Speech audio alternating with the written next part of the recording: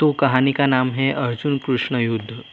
एक बार महर्षि गालव जब प्रातः सूर्यार्घ्य प्रदान कर रहे थे, उनकी अंजलि में आकाश मार्ग में आते हुए चित्रसेन गंधर्व की थूकी हुई पीक गिर गई। मुनि को इससे बड़ा क्रोध आया। वे उसे शाप देना ही चाहते थे कि उन्हें अपने तपोनाश का ध्यान आ गया और वे रुक गए। उन्होंने जाकर भगवान श्री कृष्ण से फरियाद की। श्याम सुंदर तो ब्रह्मण्य देव ठहरे ही झट प्रतिज्ञा करनी 24 घंटे के भीतर चित्रसेन का वध कर देने की। ऋषि को पूर्ण संतुष्ट करने के लिए उन्होंने माता देवकी तथा महर्षि के चरणों की शपथ ले ली। गालव जी अभी लौटे ही थे कि देवर्षि नारद वीणा झंकारते पहुंच गए। भगवान ने उनका स्वागत आतिथ्य किया। शांत होने पर नारद जी ने कहा, प्रभु, आप तो परमानंद कंद कहे जाते हैं। आपके दर्शन से लोग विषाद मुक्त हो जाते हैं, पर पता नहीं क्यों आज आपके मुख कमल पर विषाद की रेखा दिख रही है। इस पर श्याम सुंदर ने गालव जी के सारे प्रसंग को सुनाकर अपनी प्रतिज्ञा सुनाई। अब नारद जी को कैसा चैन आनंद आ गया। झटपट चले और पहुंचे चित्रसेन के पास। चित्रसेन भी उनके चरणों में गिर अपनी कुंडली आदि लाकर ग्रह दशा पूछने लगे। नारद जी ने कहा, अरे तुम अब यह सब कुछ क्या पूछ रहे हो? तुम्हारा अंतकाल निकट आ पहुंचा है। अपना कल्याण चाहते हो तो बस कुछ दान पुण्य कर लो। 24 घंटों में श्री कृष्ण ने तुम्हें मार डालने की प्रतिज्ञा कर ली है। अब तो बेचारा गंधर्व घबराया। वह इधर उधर दौड़ने लगा। वह ब्रह्मधाम, शिवपुरी, इंद्र, यम, वरुण सभी के लोकों में दौड़ता फिरा, पर किसी ने उसे अपने यहाँ ठहरने तक नहीं दिया। श्री कृष्ण से शत्रुता कौन उधार ले? वह बेचारा गंधर्वराज अपनी रोटी पीटती स्त्रियों के साथ नारद जी की ही शरण में आया।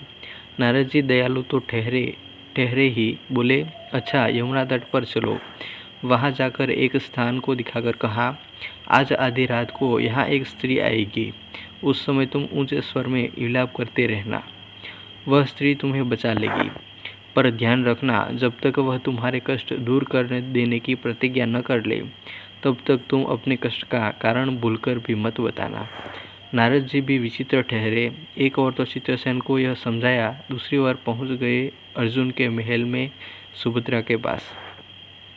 उससे बोले, सुभद्रे, आज का पर्व बड़ा ही महत्वपूर्ण है। आज आधी रात को यमुना स्नान करने तथा दिन की रक्षा करने से अक्षय पुण्य की प्राप्ति होगी। आधी रात को सुभद्रा अपनी 1-2 सहेलियों के साथ यमुना स्नान को पहुंची। वहां उन्होंने रोने की आवाज़ सुनाई पड़ी। नारद जी ने दीनोद्धार का महात्म्य बतला ही रखा था। सुभद्रा ने सोचा, चलो अक्षय पुण्य लूट ही लूँ। वे तुरंत उधर गई तो चित्रसेन रोता मिला। उन्होंने लाख पूछा, पर वह बिना प्रतिज्ञा के बतलाए ही नहीं। अंत में इनके प्रतिज्ञाबद्ध होने पर उसने स्थिति स्पष्ट की। अब तो यह सुनकर सुभद्रा बड़े धर्म संकट में और असमंजस में पड़ गई। एक और श्री कृष्ण की प्रतिज्ञा, वह भी ब्राह्मण के लिए, दूसरी ओर अपनी प्रतिज्ञा। अंत में शरणागत त्राण का निश्चय करके वे उसे अपने साथ ले गई।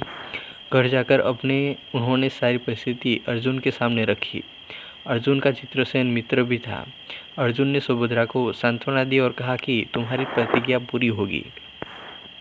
नारद जी ने उधर जब यह सब ठीक कर लिया, तब द्वारका पहुँचे और श्री कृष्ण से कह दिया कि महाराज अर्जुन ने चित्रसेन को आश्रय दे रखा है, इसलिए आप सोच विचार कर ही युद्ध के लिए चले। भगवान ने कहा, नारद जी, एक बार आप मेरी ओर से अर्जुन को समझा कर लौटाने की चेष्टा करके तो देखिए। अब देवर्षि पुनः दौड़े हुए द्वारका से इंद्रप्रस्थ पहुँचे। अर्जुन ने सब सुनकर साफ कर दिया, यद्यपि मैं सब प्रकार से श्री कृष्ण के ही शरण हूँ और मेरे पास केवल उन्हीं का बल है, तथापि अब तो उनके दिए हुए उपदेश क्षात्र धर्म से कभी विमुख न होने के बाद पर भी दृढ़ हूँ। मैं उनके बल पर ही अपनी प्रतिज्ञा की रक्षा करूँगा। प्रतिज्ञा छोड़ने में तो वे ही समर्थ है।